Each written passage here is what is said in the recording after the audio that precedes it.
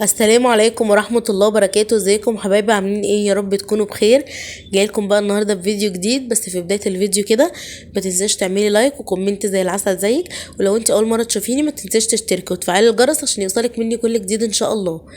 وكمان اتمنى منكم ان انتوا تشيروا بقى القناة وكده، علشان انا نفسي قناتي تكبر بيكم ان شاء الله وليكم.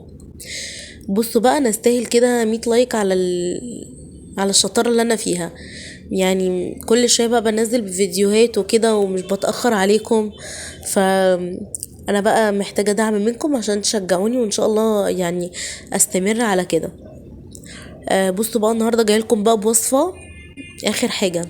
دلوقتي انا عندي بطاطس بوريه كده، فكان كميتها كبيرة علينا، فانا شلتها في التلاجة، يعني كانت كتير. شلت منها في التلاجة وجيت بقى تاني يوم محتارة اعمل اكل ايه، فجات لي بقى الفكرة دي. طريقة حلوة قوي وكانت نازلة ترندي فترة، فتعالوا بقى نعملها مع بعض. طبعا لو انت ما عندكيش بطاطس مهروسة هتهرسيها عادي يعني، وده هيبقى افضل وهي طازة في نفس الوقت كده.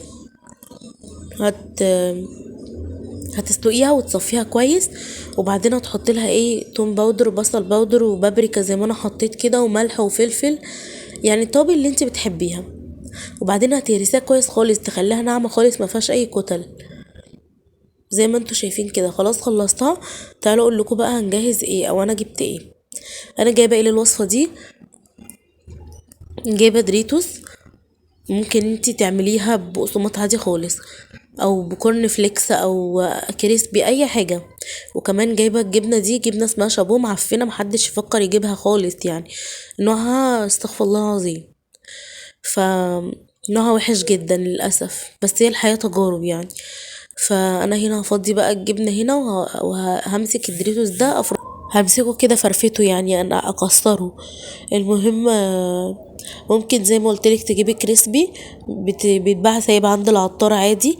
ممكن تعملي ببقسماط اي حاجه، بس قلت يعني اجرب الدوريتوس. هو بص هيبقى تكلفه، يعني يبقى مكلف. هو الكيس ب6 جنيه مبيعملش كتير، لكن انت لما تجيبي مثلا ربع كيلو كريسبي هيبقى رخيص وهيعمل لك كميه كبيره جدا. اما بالنسبه للحشو بقى، الحشوه اللي انت عايزاها، يعني ما تروش نفسك بحشوه معينه. الموجود عندك والمتاح عندك اعمليه. انا هنا جبت الجبنه دي وجبت لانشون بالزيتون. طبعا لو اللانشون ساده ممكن تضيفي زيتون عادي. الزيتون اصلا بيخلي طعمها حلو قوي وبيغير طعمها. تقطعيه بقى صغير كده، علشان طبعا كرات البطاطس مش هتشيل ان هي تشيل يعني شريحة زيتون وجبنة والكلام ده كله. ممكن على فكرة تحشيها جبنة قريش ونعناع. ممكن تحشيها مع زعتر. بصي اللي انتي عايزاه والحشوة اللي انتي عايزاها. بصراحة يعني الحشوات دي بمزاجنا. وزي ما قلت لك ممكن تعملي حاجه من غير ما تكون مكلفه عليكي، ومن غير يعني ما تجبري نفسك تشتري حاجه، المتاح عندك تعمليه. انا بقى هنا بمسكها كده اعملها زي ممكن تعمليها على شكل ناجتس كمان، ممكن ما تبقاش كور بس. وبحط بقى معاها اللانشون والجبنه، وبعملها بالشكل اللي انتوا شايفينه ده. بصوا اصلا البطاطس ناعمه جدا جدا، وعلى فكره هي لو البطاطس لسه مسلوقه دلوقتي يعني وطازه هتبقى انعم من كده كمان، وهتساعدك في التشكيل. دي حلوه قوي، ممكن تنفع مثلا لخروج. ممكن تحطيها كمان في اللانش بوكس. بصوا شكلها زي ما بقول لكم كده يستاهل لايك. لو وصلتي معايا للوقت ده في الفيديو ما تنساش تعملي لايك للفيديو يعني. شايفين بقى الكميه اللي انا عملتها؟ بصوا انا عايزه اقول لكم، هنا صورت فيديو طويل عريض عملت فيه الطحينه، وعملت فيه اللبرايب اللي انا هحط فيه البطاطس والدقيق، وتبلته وكسرت الدوريتوس. الفيديو ده طار. الحمد لله. المهم انا هنا عملت طحينه عشان تبقى جنب البطاطس. طبعا انت براحتك، عايزه تحطي جنبها اي صوص انت عايزاه، دي حاجه ترجع لك انت، حرية شخصية يعني. بس انا هنا خلصت الطحينة. هفضيها بقى في بولة نظيفة كده صغنونة. زي ما قلت لكم العين بتاكل قبل البطن، بحب قوي شكل الاكل يكون شكله حلو، واتعب قوي يعني في تزيينه وترتيبه علشان يبقى شكله حلو. ممكن بقى تزينيه هنا باي حاجة. كنت جايبة هنا نعناع فريش كده شكله حلو قوي. طبعا هشيله تاني لانها غرز كده في الطحينة دي بتتحط عند التقديم بس. بصوا بقى بالنسبة للابراي بتاعها، هنا معايا كوباية لبن وعليها بضاية وملح وفلفل، بس كده. كوباية لبن وبضاية وملح وفلفل، وهنا الدوريتوس كسرته، وكمان الدقيق ده حط عليه ملح وفلفل برضو. بصوا انا هنا حطيتها في التلاجة لمدة نص ساعة كده. بصوا ماسكة نفسها ازاي، ماسكة نفسها حلوة قوي معايا. لازم تتحط في التلاجة عشان تبقى مظبوطة معاكم بالشكل ده. وابتدي بقى احطها، طبعا انا غلطت هنا، المفروض كنت احطها في الدقيق الاول بس نسيت. المفروض في الدقيق وبعد كده في اللبن ده وبعد كده في الدوريتوس. فعادي كأنكم ما شفتوش اول واحدة دي خالص، بس حلوة يعني، ما كانش فيها اي حاجة. على فكرة ممكن تضيفي، انا في البطاطس في البداية مع التوابل حطيت معلقتين نشا عشان تربط.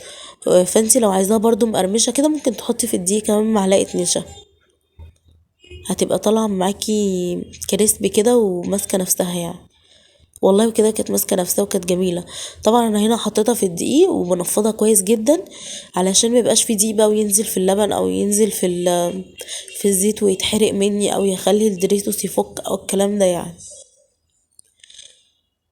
عايزه اقول لكم الدوريتوس ده كان قليل يعني، زي ما قلت لك كده، لو جبتي الكريسبي برضو هيفصل يعني، هيعمل معاكي كميه حلوه وهيفيد منه كمان. طبعا احنا في الايام دي وفي الظروف دي بنفكر في اي حاجه توفر. زي ما قلت لك دي تنفع لرحله، لخروجه، لشغل، ممكن تحطيها في اللانش بوكس كمان. عايزه اقول لكم مش بتشرب زيت وجميله جدا. وزي ما قلت لك بصي انا عاملاها هنا على شكل الناجتس اللي هي البطاطا دي، مش المدوره دي. ممكن تنفع جدا تعمليها اوسع وتحطيها مثلا في عيش كايزر كده، ممكن تحطيها الواحدة بوحدتها كده في اللانش بوكس. فحلوة قوي برضو للمدرسة وكل حاجة، هي جميلة بصراحة. بصوا اصلا كمان حجمها، شكلها يشهي، وشكلها اصلا لوحده مشبع. بصوا عايزه اقول لكم هي ما خدتش مني وقت خالص، ومنها حاجه جديده.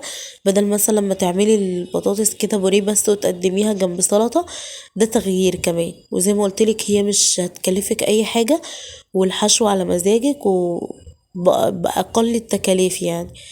انا بحب الحاجه اللي هي تبقى على قد الايد وفي النهايه تديني نتيجه كويسه يعني.